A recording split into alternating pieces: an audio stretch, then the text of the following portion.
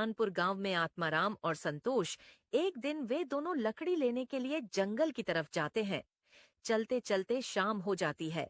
आसमान में बादल छा जाते हैं और बारिश शुरू हो जाती है।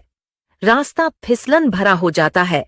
अचानक आत्माराम फिसलकर धड़ाम से गिर जाते हैं। गिरने की आवाज से पास की झाड़ियों में किसी चीज की हलचल होने लगती है। आत्माराम और संतोष घबरा जाते हैं। धीरे धीरे झाड़ियों के पीछे से एक बहुत बड़ा भयानक राक्षस निकलता है। राक्षस की लाल आंखें और लंबे नुकीले दांत देखकर दोनों दोस्त डर के मारे भाग पड़ते हैं। वे गांव पहुंचकर हांफते हुए सबको बताते हैं, जंगल में एक बहुत बड़ा राक्षस है। वो इंसान से भी बड़ा है। मगर गांव वाले उनकी बात पर भरोसा नहीं करते। सब कहते हैं, अरे जरूर अंधेरा था, तुमने गलत देखा होगा। उस रात गांव में एक आदमी को नींद नहीं आती तो वह बाहर टहलने के लिए निकलता है। हवा सीटी बजा रही है, सन्नाटा है और रात बहुत गहरी। जैसे ही वह आदमी गांव के बाहर वाले रास्ते तक पहुंचता है, उसी झाड़ी में से वही भयानक आवाज सुनाई देती है, कर कर। वह आदमी गांव में हड़कंप मच जाता है। रिया रो रो कर चिल्ला रही है। रिया रोते हुए, मेरे पति को राक्षस ने मार डाला, वो अब नहीं रहा। गांव वाले सन्न रह जाते हैं। अब सबको यकीन हो जाता है कि राक्षस असली है। गांव का माहौल गुस्से से भर जाता है।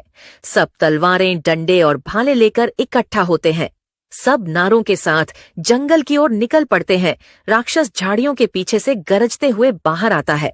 गांव वाले उसे घेर लेते हैं और पूरी ताकत से हमला करते हैं। लेकिन तलवारें राक्षस की त्वचा पर लगती हैं, पर उसे चोट तक नहीं लगती। राक्षस बहुत ताकतवर होता है। राक्षस गुस्से में गरजता है और एक ही झटके में 3 गांव वालों को उठाकर फेंक देता है। वे तीनों वहीं दम तोड़ देते हैं। रिया ये सब अपनी आंखों से देख लेती है। वो दौड़ती हुई दूसरे गांव में जाती है। रिया, बचाओ, राक्षस ने हमारे 3 आदमी मार दिए, हमें मदद चाहिए। गांव वाले एक शक्तिशाली तांत्रिक को बुलाते हैं। तांत्रिक, आज उस राक्षस की कहानी खत्म होगी। तांत्रिक मंत्र पढ़ता है, एयुएम नमो भूतनाथाय नमः। राक्षस हमला करता है। तांत्रिक अपना त्रिशूल चलाता है। दोनों के बीच भयंकर लड़ाई होती है। तांत्रिक अंतिम मंत्र पढ़ता है, दुष्ट रूप त्याग, प्रकृति में विलीन। राक्षस धीरे धीरे एक बड़े पेड़ में बदल जाता है। वही पेड़ जो आज भी जंगल में खड़ा है। गांव वाले खुश होकर लौट जाते हैं। फिर गांव में शांति लौट आती है।